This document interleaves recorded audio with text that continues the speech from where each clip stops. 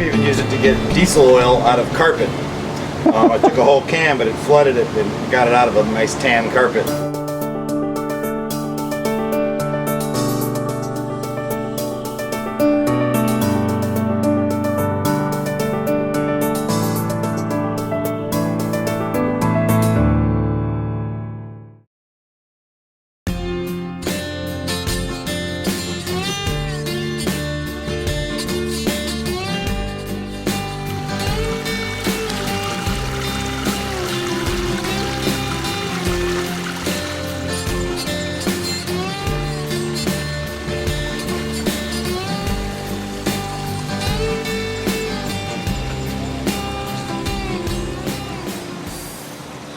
That radar is showing intense rain or thunderstorm activity. That's like Jacksonville. We're right here. So the way it's kind of twisting, it might clear us and it might open up behind it. Now bear in mind, this is just Doppler radar. That's just showing precipitation. People confuse that with a satellite imagery, which is the actual photograph of the cloud. Right, right. That's not what that is. That doesn't mean that, oh, blue sky over here. No. That just means there's no precipitation. That's just radar. That's Doppler radar picking up, bouncing off the rain or snow or whatever. Huh. I'm at Sailcraft Boatyard in Oriental, North Carolina. We've got Tropical Storm Beryl coming right overhead right now. Hopefully we won't have too much flooding. But this video is not about Tropical Storm Beryl. This is about the rigging on my mast. I've hired a professional rigger named Mark here at Sailcraft Boatyard to remake all of my shrouds and stays. All of my shrouds and stays use Norseman fittings, which we're going to reuse. The Norseman fitting is the part on the turnbuckle that actually connects to the wire and holds the wire onto the turnbuckle. That's a Norseman fitting right here. You can take it apart and then take the old wire out and put a new wire in and then tighten it. So when it's time to replace the wire for your rigging, if you've got Norseman fittings, then all you need is to cut the new wire to the right length. It's something that I understand in theory, but I've never actually done myself. And you know, rigging is one of those things that's the most important thing in the world. I found a lot of videos on the internet on how to put wire into a Norseman fitting, but in all those videos they were brand new Norseman fittings. I wasn't able to find a video of taking a 30-year-old Norseman fitting off of old shroud wire and cleaning it and putting it onto new wire. So hopefully this will be useful to somebody out there. If you're replicating the length of an existing wire, yep, you reset the turnbuckle to where it was when the rig was tight, yep, or tuned, and you make the new wire the length that will allow you to have that same overall length but with an open turnbuckle, about like that. Huh. That way you got plenty of room to grow. New wire stretches slightly in the first 15 hours of sailing or so, just because it's new. It hasn't been loaded yet. Yep. It's called instructional stretch. Just taking some of the stretch out of the helix. Like a break-in, after that stretch is done, it won't do that again. That is stuck. So we're gonna give it a shot of penetrant, let it sit. Yep. We'll come back after we're done with the wire and see if we can get that one to free up. Boy, I wonder why it got stuck. Oh, just they sit in the same place for years. Yep. And water gets in there and corrosion. You got bronze and the stainless, and it fills up with a little of that green photogras, you know, the patina of the bronze, and it acts like Loctite. Yep. So, but we can usually coax them back apart. Wow. Okay. Awesome. So it's important that when you're cutting wire for shrouds and stays that you use that kind of cutter, right? Use the smaller ones. There's a big difference between a cable wire cutter and a bolt cutter. Yep. A bolt cutter, jaws just meet and stop. Yep. These actually cross over, pass themselves. a true shear cut like a pair of scissors. I see.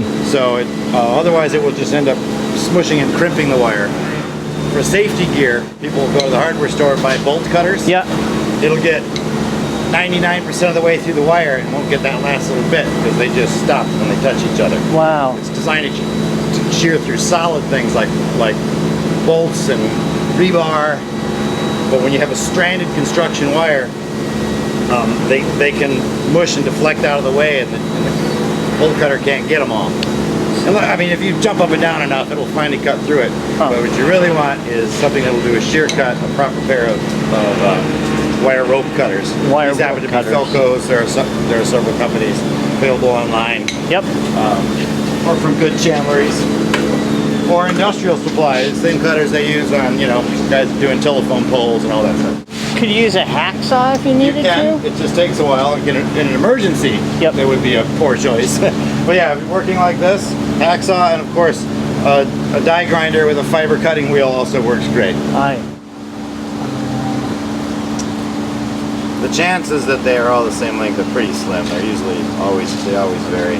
Really? When a boat's built originally from the factory, they're often uniform, but once it's been re-rigged, once it's like, I need you to hold this cut end. Yep. Right where that machine line is. You got it, and then walk out there. Right, and it's, you know, within 1/8 of an inch typically of where it stops inside. On the new piece of wire that you just cut, you hold it It's gonna go in about that deep on the fitting. Yep. So that's how you know how long it needs to be there. Gotcha. Norseman is the only one that gives you that line. Stay-lock cane don't really give you a line. You have to, you know, stick a stick in it or whatever. I see. So I'll need you to hold that one here. Yep. And I'll hold it at the other end. Okay. We'll mark it and then subtract 3/4 of an inch. Then we can take this one apart.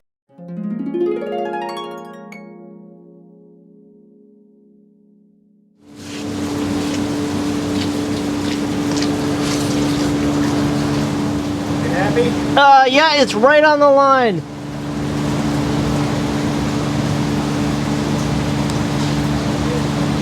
If you have the availability, one, Yep, you can get a perfectly perpendicular cut, but the other thing that this will do is cut very, very close to the fitting, Yep, which will assist us in pounding out the old cone. Where when you cut it with a cutter, the jaws have a certain thickness, so you're going to end up 1/2 inch away. And sometimes when you're trying to beat it out, the wire just wants to open up, flare out. So the closer you can cut it to this, you know, the better chance when you hit it, it's just going to act as a solid rod and punch it out. Huh. The roto zip.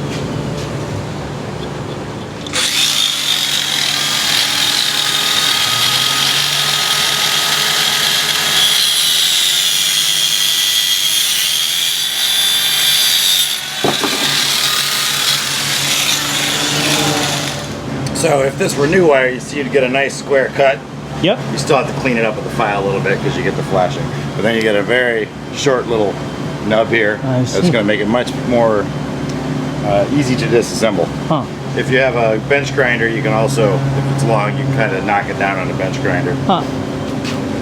But if you're doing this at sea, yep, you probably don't have a bench grinder. None of that is actually required. The vise here is invaluable. Most cruising boats of good size, especially if they're real blue water boats, often will keep a vise on board. Yep. You probably have a vise on your boat. I have a vise. They even make them where, I've seen them where they plug into the top of a cockpit winch.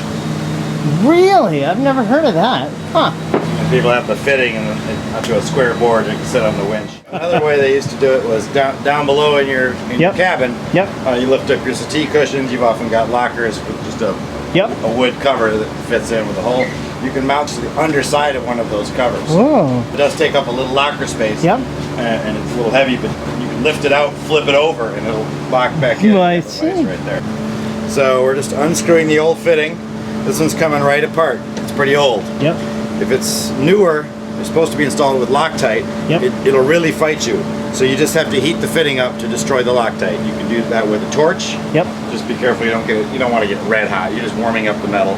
Yep. A heat gun, electric heat gun that just like a hot air gun, works great. You just get it to the point where the metal's hot to the touch. Yep. And that'll break up the Loctite, but they're supposed to be put together with high strength Loctite.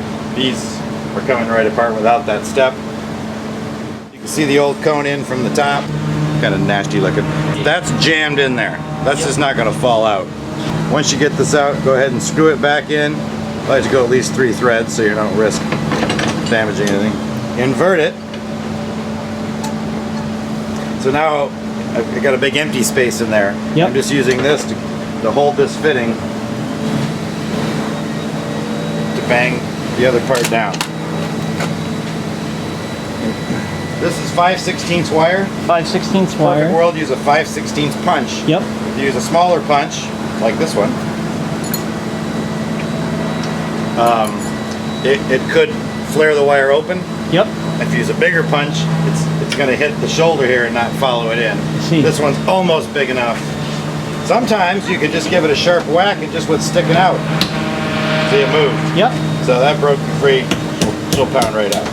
So all I've done is just dislodge the cone.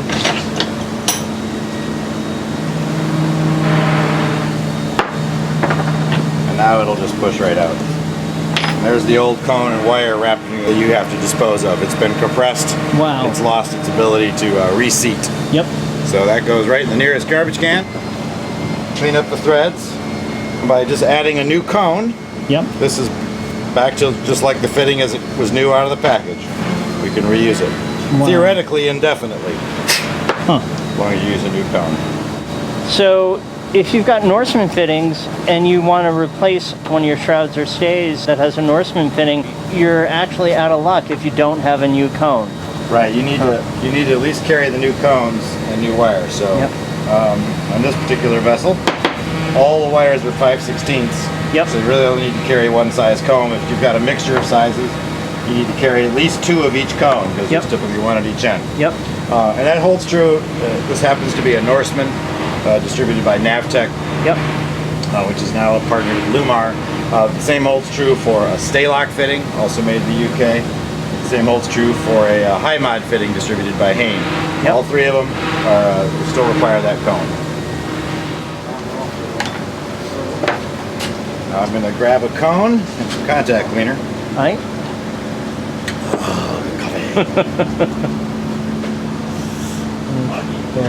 What are you doing, puppy? What are you doing? Contact cleaner, commonly known cleaner. as brake cleaner, Yep.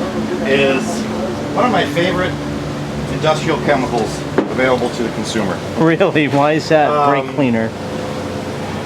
It is a solvent, including a degreaser, that itself leaves no residue.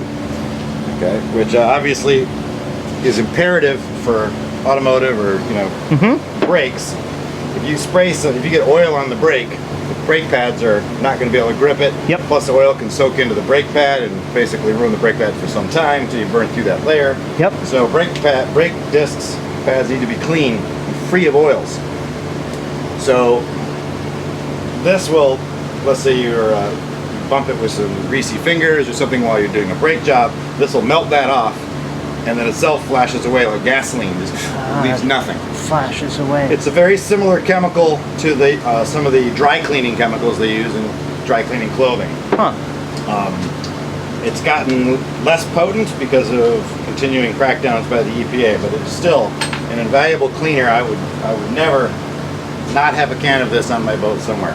1,000 uses. In particular, we now have threads that had caulk on them and God knows what else, sometimes old Loctite. And you want those clean. Loctite, again, will not really stick to an oiled thread. Huh. So in a perfect world, if you just kiss the threads, you're basically degreasing the threads, leaving no residue behind. Other solvents, even like WD-40 or PV Blaster, they will degrease, but they leave their own protective residue behind, and that's fine for a lot of applications. As a matter of fact, it may be desirable if you want to leave some lubrication on threads. Yep. In the case of this, where we're going to be adding Loctite, we want that Loctite to get a good bond. Yep. I've even used it to get diesel oil out of carpet. I took a whole can, but it flooded it and got it out of a nice tan carpet when we had a little diesel accident on a boat. It was custom cut to the salon floor. Yeah. And So it does a lot of You things. use brake cleaner to get diesel out of a nice rug on a boat. Not diesel fuel, although it would work for that too. Yeah. This was the crankcase oil, which is black. Oh my God. Somebody forgot to put the fill cap on it, spit back out, and soaked up from under the stairs and got a half circle of the carpet before someone noticed it, shut the engine down. So we tried soaking that, draped it into bathtubs, simple green, all these degreasers. Still, you could see the gray. And I was about to throw it away, and I said, let me try this. And I had it hanging up in the sunlight and started flooding it. And we just melted it away, and all this gray drops coming out. I burned through like 2 cans, and it cleaned it. Amazing. Couldn't tell it ever had oil on it. So it also works great. It's like degreasing winch parts and stuff. Yep. So instead of having a tub of solvent like mineral spirits or things, or you typically see your kerosene that people are scrubbing parts in a pinch, you can use this. It'll also melt the stuff off. Now, granted, it's much more expensive, but it's portable. Keep a lid on it. You don't have to have a big parts tray. You could just hang it over a garbage can. Yep. So, is it environmentally the most awesome thing to do? Probably not. But when you're trying to get something done in the field, it works. Brake cleaner. Wow. We buy it by the case. So if you're trying to clean threads that you're later gonna put Loctite on, brake cleaner is definitely the way to go. Yeah, the other thing, you can use mineral spirits or some sort of parts cleaning solvent. You can even make water-based solvents now. You got to wait for it to dry. Now, on automotive parts, this is stainless, so water-based solvent would look great here. Much more environmentally friendly. Things like Zep and all these degreasers you buy by the gallon at hardware stores and things. But if you let the parts air dry, they'll rust, like an engine part would rust. We're dealing with marine grade stainless, so that wouldn't be a problem. But I'm doing these little threads at a time. I'm not cleaning an entire engine. So rather than have this huge solvent tank, for what little I need to clean, a squirt of this, we carry on. It's just very convenient. And since I charge by the hour. Brake cleaner's the way to go. There's the cone. There's the cone. For 5/16 They come wire. packaged usually in packages of 2.